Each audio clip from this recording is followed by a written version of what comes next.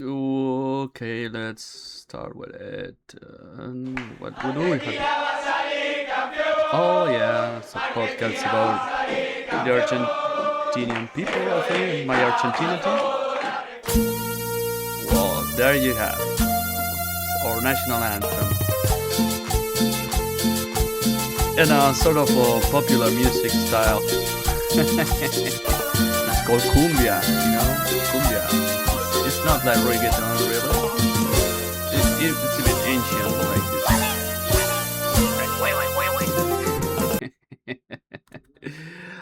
Yeah, man, that's tropical music. It's what is it's called here. Although Argentina is not really a tropical country. Although, yeah, no, not tropical country. Oh, I'm missing my geography classes, man. But I think way up north, I think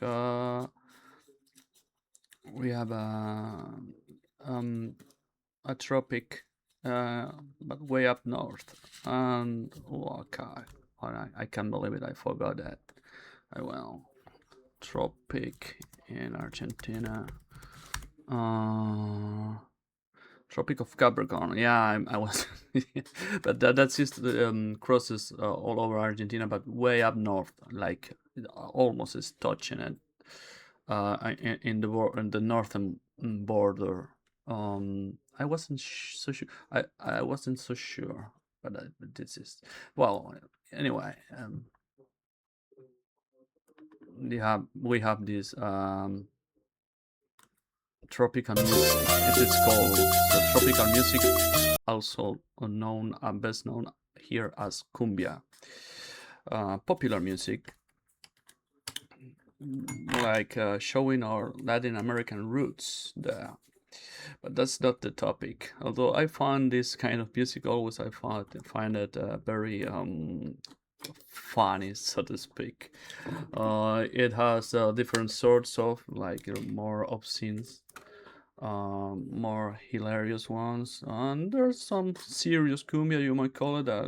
Although it is not my style. The music that I listen to. I'm the from like I'm on school, or so I'm over 40 years now in my life, so and it's not even an Argentina thing. I think it's all for a generation. Like in my generation was still was alive the battle between pop music and rock music. And well, there was a third party here in Argentina where you had cumbia or tropical music, because rock and pop were like were international or imperialistic music, because it was made in the north, in the empire of the north, Anglo-Saxon.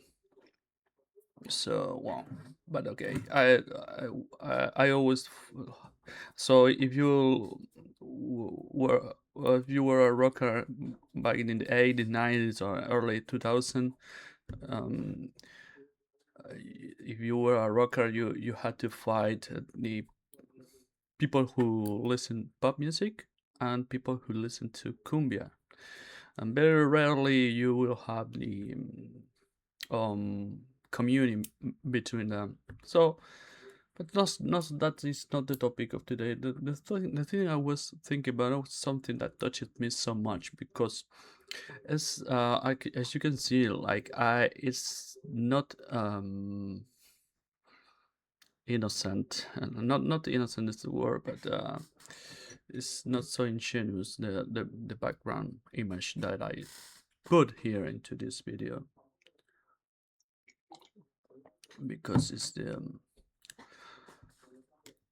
divinity, like the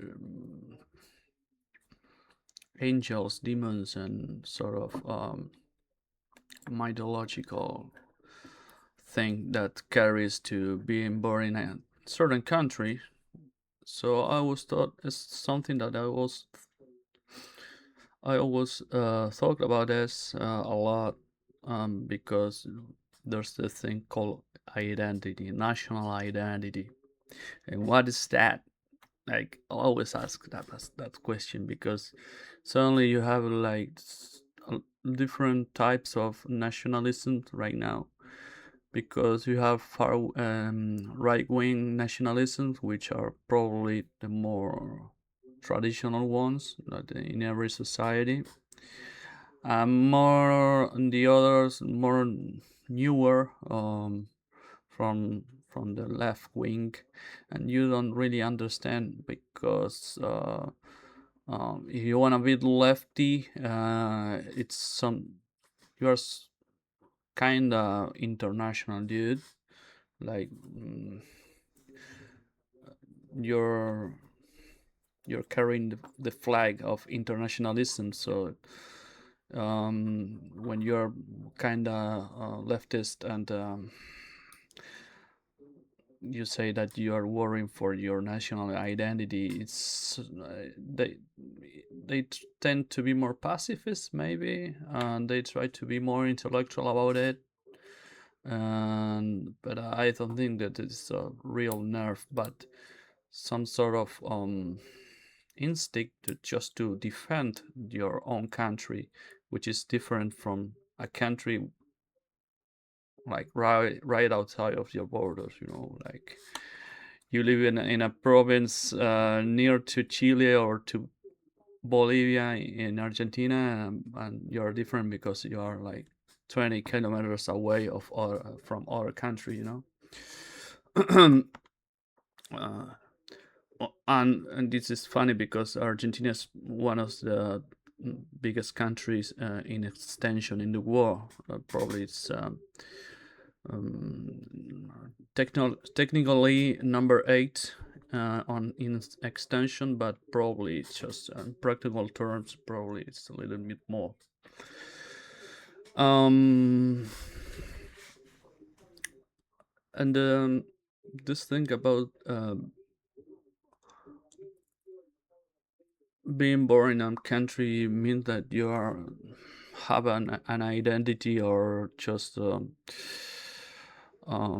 like a spiritual path. That's the one that's I wanted to point out. That some is something that shapes you on the spiritual realm.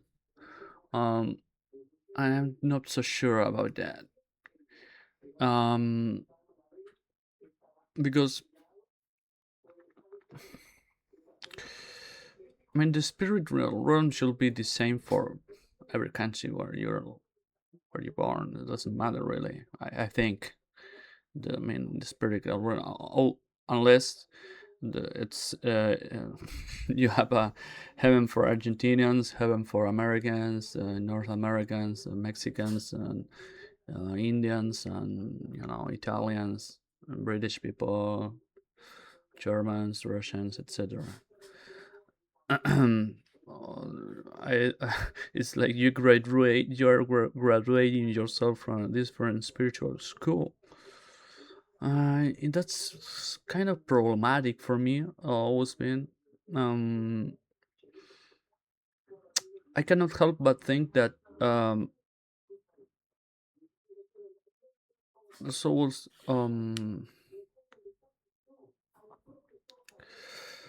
been this thing with, for example,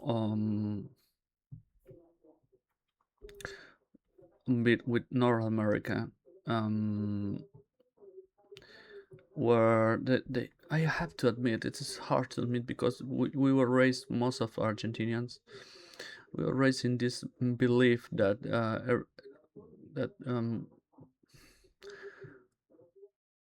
we are on the same level of competition, just because we are talented. And really, no, I think like I had to admit in later time that America is America, North America, USA. In fact, they're called America, and you have to call it the United States. There's a reason for that. They are probably still the number one country in the world in terms of power. Um, And there's a reason for that, and it's not only because they won, like, or they claim to have won Second World War. I mean, they have developed a whole structure, a full-grown society, a lot of things that happened there. There were funded. You have like underground scene, like super extended. Like if you wanted to be a comedian in, I don't know, San Francisco or California, whatever, you have the chance to do that. I tend to believe, especially in third world countries, but in general in all the countries in the world, like, you have very little room to grow your own vocation, your own, like, your inner call to do something beyond your labor, your work, just to earn money to put something on the table. And I always I had to realize that um, I had to accept that in North America and United States, they always were more they were promoting more people to do their own stuff from decades ago, a lot of decades. I haven't seen any similar in our country, although other countries have different options as well. But in Argentina, it's always like if you are not a football player, still to this day, it's like you don't really have a chance to mm, go further in the social scale. It's very really a slow motion advancement. If you go to college or have a job and you're like worse than your dad or granddad was, so really, and you don't have really opportunity to study something in particular, yeah, like the normal professions are always the, the ones that gives you the opportunity to enter to the workforce, like lawyers, accountants, yeah, bookkeepers, okay, like doctors, etc. Well, okay, all related with informatics. And most of these guys even look to go live outside the country. They go to Europe or North America or even some other countries sometimes where they have a nice opportunity. And but the in the United States, they always, I'm not saying it in every state or every person born in America had the opportunity to grow his or her own ability. It's a special ability in this world, but uh, the fact that they always have something where you can live out of it, or at the very least you have a shot to try, so when you look in your own country, you have to be very honest and say, like, really, you want to compete with people who have a platform and structure? Like, you want to be like Faustino or right now he's a little prodigy in chess in Argentina. Yeah, he lives in Spain. I mean, you really believe that he will make a big success as a chess player, as a like rising chess player living in Argentina? No way. Well, he has no funds here. He has no platform. Nobody cares about that. So you have to go to a place where you have the budget and structure, people who care about that. uh you want to be like even that this guy, this dude, he's running on F1. What's the name? It's very popular here now. Well, Colapinto, right? He's very popular, right? But he lived in Europe because it's very difficult unless you have a lot of money, like to be like a tennis player. Like I'm talking only to sports. So Not to mention if you want to be like a writer, as I want to be, or an actor. I mean, it's really hard to get to the top, man, and to make a live out of it. And you believe that you can compete like in terms of arts and science and technology and beyond that, because it's not only that, it's those things that make you like think more in a more evolutionary um, manner. I'm not saying that all Americans are more evolutionary than the rest of the world, because that is not true. But you will find a society who has a lot of niches, who where you can develop your own like path, so to speak, professional at the very least. Again, I'm not saying that they for that reason they are better than the others, but when you're talking about the school, uh, you're really all I had to learn here as a middle to middle low class dude in this country. Uh, I had to reach it by myself. So really, even speaking English, it's like I I mean again, I was born in a middle class family, but really, the situation is like literally is really. You don't really want to be in my economical position, although I don't complain, because I even so, I'm doing what I feel is good for me, and I'm pretty much proud with my life. But there's a lot of challenges, I can tell, really, for the type of education I have, and really the expectation of the outside is very low. And there's not a lot of people like wanting for you to progress. I upload a couple of videos. I have more audience in English than in Spanish, and which is ridiculous, because it's obvious that my content has to be better in my own native language. I have better things to say. I think I even create content. I write in my Spanish. I try to be. I'm writing, right. It's hard to publish, but so. What kind of school is this? Like being in a national, like having like a flag that identifies you as sort of a person who was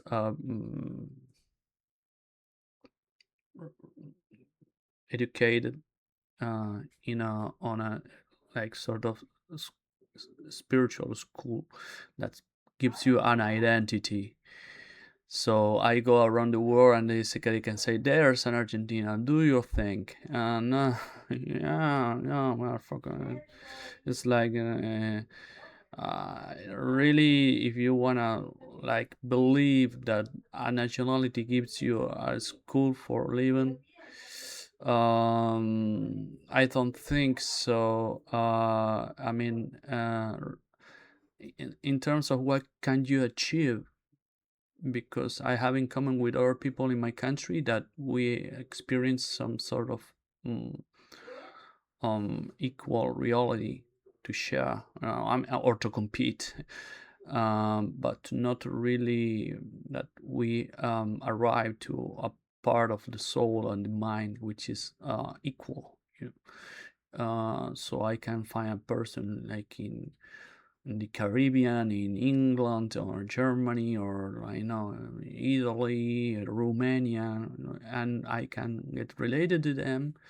It's not because where I come from, but where I go into, where I stay right now, also in a more connected way, intellectually, spiritually, and therefore I just I don't believe I don't no longer believe in identities in the way they try to make you believe that you have an identity just to be born in a country. Like I have a lot of things that thanks to that, yes, but it's not really making any huge difference. I will be the same person if I were born in like Bolivia or Costa Rica or France. It's the same. I will be the same. It's my mind.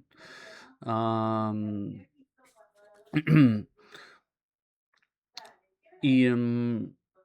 this is not something I complaining about. This is very important to stress that it is not